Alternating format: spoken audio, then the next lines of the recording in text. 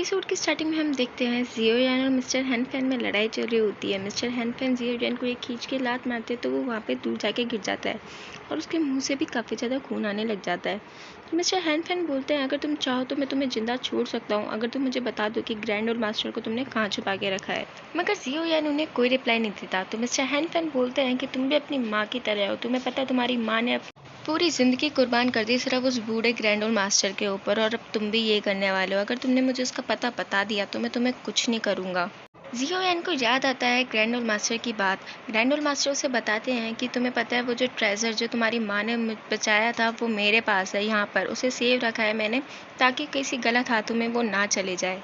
Mister हैनफैन बोलता है कि जल्दी बताओ कि ग्रैंड ओल्ड मास्टर कहाँ पे है। तो जियो यान बोलता है कि कितनी अजीब बात है, आपको भी उनसे मिलने की इतनी जल्दी है और उन्हें भी उनसे आपसे मिलने की उतनी ही जल्दी है। मिस्टर हैनफैन बोलते हैं, तुम मुझे इस बात से डरा रहे हो, जिस इंसान को मैंने 7 साल पहले मारने की कोशिश करी थी क्या वो आज नहीं मर सकता मेरे हाथों से। जियो यान बोलता है कि मुझे बहुत खुशी है कि मेरी माँ आपकी तरह धोखेबाज नहीं निकली, अपने सेक्ट मेंबर के साथ गद्दारी नहीं करी और ग्रैंड ओल्ड मास्टर को भी बचाने के लिए खुद मर गई। जियो यान की बातें सुन के मिस्टर हैनफैन को काफ़ी ज़्यादा गुस्सा आता है, तो वो अपनी पावर उसे उसके ऊपर अटैक करते हैं और वो नीचे खाई में गिर जाता है। जब उसे सुबह होश आता है तो वो सबसे पहले अपनी रिंग निकाल के पहनता है और कहता है कि आपको पता है आज आपके स्टूडेंट की वजह से मैं मरते मरते बचा हूँ और आप अभी तक सो रहे हो। उतने में रास्ता ढूंढने निकलता है और नीचे गुफा में गिर जाता है। उतने में वहाँ पे एक लड़की आती है और उसे कहती है कि तुम्हें क्या लगता है तुम यहाँ पे मेरे रहते हुए यहाँ से खजाना चोरी करके ले जा सकते हो। तो जियो यान बोलता है कि मैं तुम्हारा दुश्मन नहीं हूँ, मैं तुम्हारा दोस्त हूँ और मुझे तुम्हारी हेल्प चाहिए। मेरे पास मेडिसिन है, क्या वो तुम मुझे दे सकती हो, और तो वो तुम भी ले लेना क्योंकि तुम भी काफ़ी ज़्यादा जहरीली नज़र आ रही हो। मगर वो मना कर देती है और कहती है ये जहर मुझ में बचपन से है, ये जहर मेरी मॉम के अंदर से मुझ में आया है और ये हमारे पीढ़ी दर पीढ़ी चला हुआ आता है और ये हेवन स्किल पॉइजन है और ये मुझे मार्शल आर्ट में एक काफ़ी अच्छी टेक्निक है मेरे लिए ये। वो कहता है कि भले ये हेवन स्किल पॉइजन क्यों ना हो मगर ये किसी एवल पॉइजन से कम नहीं है, तो आपके लिए बेहतर होगा कि आप ये दवाई पी लो और ठीक हो जाओ और अच्छे इंसान बन जाओ। मगर वो उसकी दवाई को ठुकरा देती है और कहती है कि अब तुम मुझे सिखाओगे कि मुझे क्या करना है, तुम बिल्कुल मेरे पापा की तरह। वो भी हमेशा अच्छाई का बोलबाला करते थे और सबके गुड बुक्स में आने की कोशिश किया करते थे, और पर मेरी मॉम ने मुझे यहाँ पे लाई और बचाया उनसे क्योंकि वो मुझे मारना चाहते थे।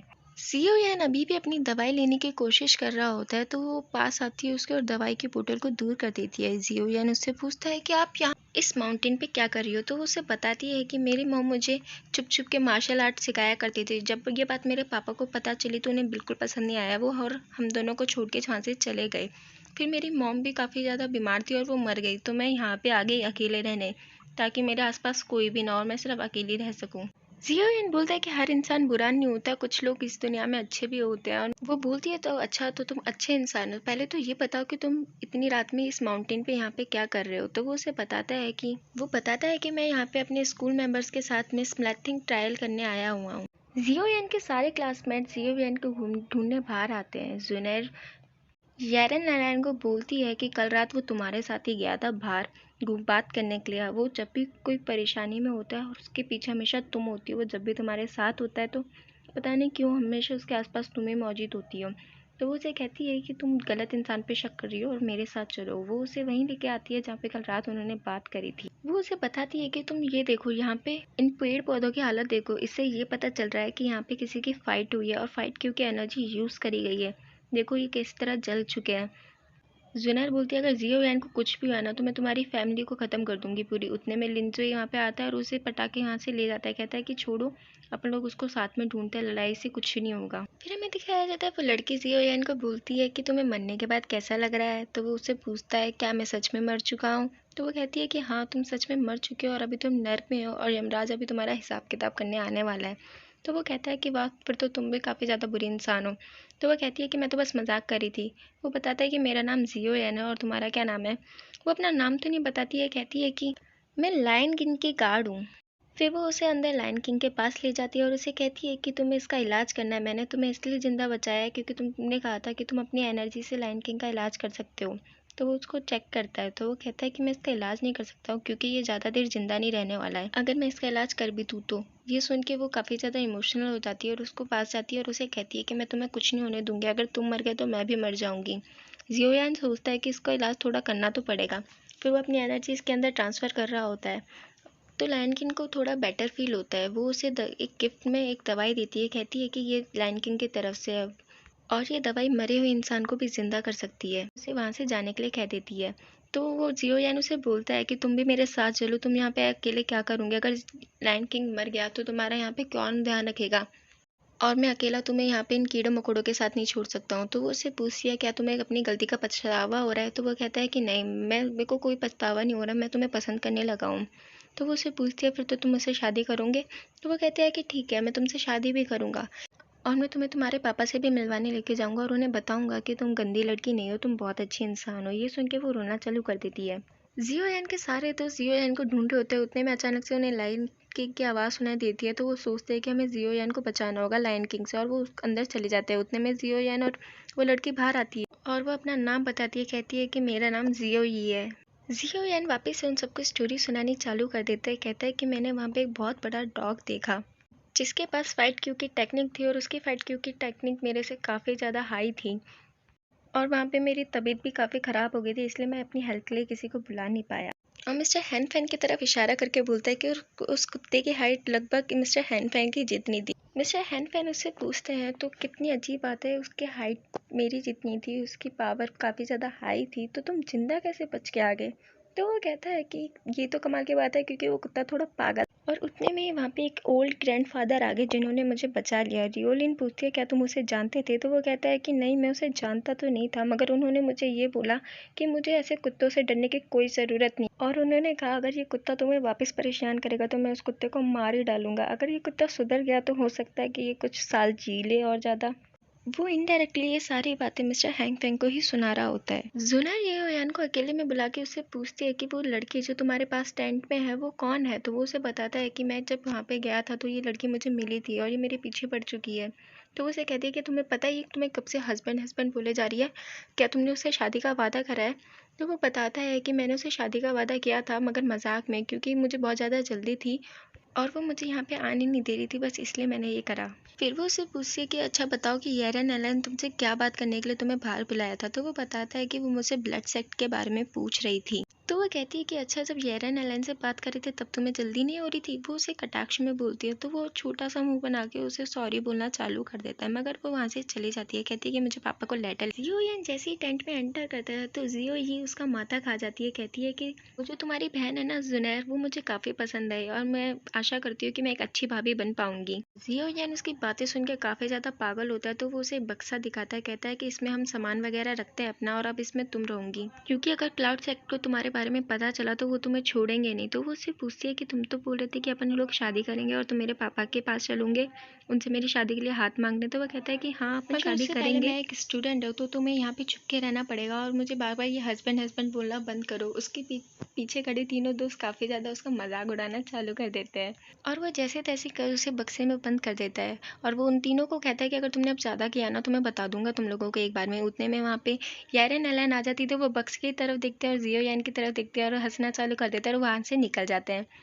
जुनैर उसे बोलती है कि मैंने सुना कि तुमने एक बहुत बड़े कुत्ते से सामना करा है। तो वो कहता है कि हाँ, वो बिल्कुल तुम्हारी फैमिली वालों की तरह ही लग रहा था। तो वो वहाँ से गुस्से में चली जाती है। जैसे ही वो बाहर निकलती है तो वो अचानक से बेहोश हो जाती है। वो बक्से में से बाहर निकलती है जियो ये, और उसे बताती है कि वो जो लड़की अभी तुमसे बात करने आई थी ना, वो तुमसे बहुत ही गुस्से में बात कर रही थी, तो इसलिए मैंने अपनी पॉइजन नीडल उसके अंदर डाल दी चुपके से। ये बात सुन के जियो यान काफ़ी ज़्यादा परेशान होता है और वो वहाँ से चले जाते हैं उसे बचाने के लिए। सभी लोग येरन एलन के पास बैठे होते हैं। मिस रियोलिन को उसके अंदर से निडल मिलती है और वो मिस्टर हैनफैन को दिखाती है। इतने में ही जियो यान येरन एलन के लिए दवाई लेके आ जाता है। मिस्टर हैनफैन बोलते हैं कि मैंने सुना है कि जब ये बेहोश हुई थी उससे पहले वो तुम्हारे टेंट के अंदर आई थी और ये देखो उसके अंदर में से ये निडल मिली है। तो वो कहता है कि आपको लगता है कि सब कुछ मैंने करा? अगर ये सब कुछ मैंने किया तो मैं यहाँ पे दवाई लेकर क्यों आता? लिंजो वापस अपने घर जा रहा होता है क्योंकि उसके अंकल की डेथ हो चुकी होती है, और वो कहता है कि मुझे वापस जाना पड़ेगा क्योंकि मुझे उस कातिल को भी पता लगाना है और उससे रिवेंज लेना है, और हो सकेगा तो मैं उतनी ही जल्दी यहाँ पे आने की कोशिश करूँगा। वो लोग भी सभी वापस जियानन एकेडमी में आ जाते हैं। सबसे पहले वो बक्से में से जियो जी को बाहर निकालते हैं और वो कहती है कि मैं मरते मरते बची हूँ। जियो एन बोलते हैं मैं तुम्हें इतने आराम से नहीं मरने दूंगा अभी। इन सब लोगों की क्लास वापस से चालू हो जाती है। मिस्टर गुहे उन्हें बता रहे होते कि तुम्हें किस तरह प्रैक्टिस करनी चाहिए, मगर जियो यान फिजिकली तो वहाँ पे प्रेजेंट होता है मगर वो मेंटली अभी भी स्पिरिचुअल वर्ल्ड में होता है। मिस्टर गुहे उसे देख लेते हैं और उसे चिल्लाते हुए उठाते हैं, मगर वो उठता नहीं है। तो वो उस पर बहुत तेज चिल्लाते हैं। जब वो उठता है तो वो उसे कहते हैं कि चलो आओ तुम अपने कुछ मूव सिखाओ। वो अपने मूव सिखाने जाता है। और वो वापस से उन दोनों में लड़ाई चालू हो जाती है। जियो यान वापस से हार रहा होता है। वो सभी बच्चों को वार्न करते हैं, अगर किसी ने भी मेरे क्लास में सोने की कोशिश करी तो देख लेना। जब वो लोग अपने रूम में आते तो वो जियो जी को उठाने की कोशिश करते हैं, मगर वो बेहोश हो जाती है। तो जियो यान अपनी एनर्जी से उसको सही करता है और वो सब बातें कर रहे होते हैं कि जल्दी से इसके पॉइजन को ख़त्म करना पड़ेगा, नहीं तो हो सकता है ये कभी भी मर जाए। उसकी तबीयत धीरे धीरे ख़राब होने चालू हो जाती है। तो जियो यान मिस्टर गू है कि मेडिसिन रूम में से एक सांप लेके आता है और उससे कटवा देता है, जिससे उसके बॉडी में जहर आ जाता है और वो होश में आ जाती है। वो उसे मना कर रही होती है कि मैं इस सांप को कटवाने नहीं दूंगी। वो चिल्लाता है उस पर, कहता है अगर तुमने ये नहीं करा तो तुम कभी भी मर जाऊंगी। वो कहती है कि अब तुम भी मुझे प्यार नहीं करते, अब तुम भी मुझे इग्नोर करना चालू कर रहे हो। उतने में ही जियो यान उसे कस के गले लगा लेता है। यारेन एलन के अंकल बोलते हैं इतने सालों में ऐसा कुछ नहीं है जो इस साल इतनी अजीब अजीब घटनाएं हो रही हैं। मैंने एक सांप रखा था जो काफ़ी ज़्यादा जहरीला था और उसे मैं माउंटेन रेंज से लेके आया था, मगर आज वो उस सांप में कोई भी जहर ही नहीं है। मिस्टर हैनफैन बोलते हैं मुझे लगता है उस सांप का जहर वो लिटिल विच ले गई है, क्योंकि वो बिना जहर के जिंदा नहीं रह सकती है। उसको जिंदा रहने के लिए जहर की ज़रूरत है और मुझे लगता है कि वो यहाँ पे अपनी जियानन एकेडमी में आ चुकी है। यहाँ पे मिस्टर हैनफैन जियो ये की बात कर रहे हैं। जियो यान अपने टीचर से मिलने गया होता है और उसे वो मैजिकल स्टोन दिखाता है। कहता है कि ये मैजिकल स्टोन जब मैं माउंटेन रेंज पे गया था तो मुझे मिला था। तो वो मास्टर उसे बोलता है कि लगता है तुम माउंटेन रेंज से जुड़ी हुई कोई बात मुझसे छुपा रहे हो, तुम यहाँ पे इसके अलावा और कुछ भी लेके आए हो। मगर वो मना कर देता है, कहता है कि मैं यहाँ पे इसके अलावा और कुछ नहीं लेके आया हूँ। तो वो उसे बताते हैं कि तुम्हें पता है क्लाउड में सेक्ट उस लड़की के पीछे पड़ा है जो लायन किंग की गार्ड थी, और मुझे पता है कि वो तुम्हारे पास ही है। तो वो कहता है कि हाँ वो मेरे पास ही है। तो वो उससे पूछता है कि बताओ अब तुम उसका क्या करना चाहते हो। तो वो बताता है कि मैं उसके लिए लड़ाई करना चाहता हूँ, क्योंकि उसने कुछ भी बुरा नहीं करा है। क्लाउड मिक्स एक्ट ने जो भी करा है वो बुरा करा है। यहीं पे हमारा ये एपिसोड खत्म हो जाता है। अगर आपको वीडियो पसंद आती है तो लाइक शेयर और कमेंट जरूर कीजिएगा। तब तक के लिए सारंग है।